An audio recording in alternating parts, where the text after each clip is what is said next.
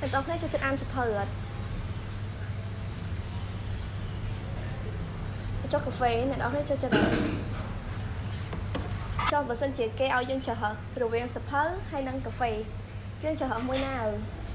ហើយជាពិបាកសម្រាប់ចិត្តត្រូវអត់ចុះបើយើងយកទាំងពីរវិញមិនដែរមកនេះមកខាង BOC អាចជួយបានចប់អ្នកទាំងអស់គ្នាស្គាល់ OBOC អត់ OBOC គឺជាយុទ្ធនាការមួយដែលជំរុញការអានទៅដល់សិស្សានុសិស្សក៏ដូចជាយុវជនទាំងអស់គ្នានៅតាមសហគមន៍ក៏ដូចជាតាមទីប្រជុំជននានាជុំវិញ25ខេត្តក្រុង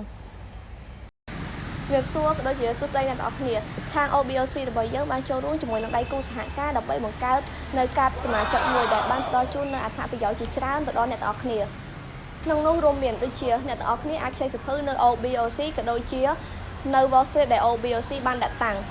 មួយវិញទៀតអ្នកទាំងអស់គ្នាក៏ទទួលបានការ discount សៀវភៅនៅពេលដែលអ្នកទាំងអស់គ្នាទៅទិញនៅហាងសៀវភៅផ្សេងៗក៏ដូចផ្សេងៗដែលជាដៃគូសហការរបស់ខាងពួកយើងយ៉ាងណាមិញអ្នកទាំងអស់គ្នាក៏ទទួលបានការ discount នៅពេលដែលអ្នកទាំងអស់គ្នាទៅកាន់ហាងកាហ្វេក៏ដូចជាភោជនីយដ្ឋានផ្សេងៗដែលបានចូលរួមជាដៃគូសហការរបស់ OBOC ផងដែរ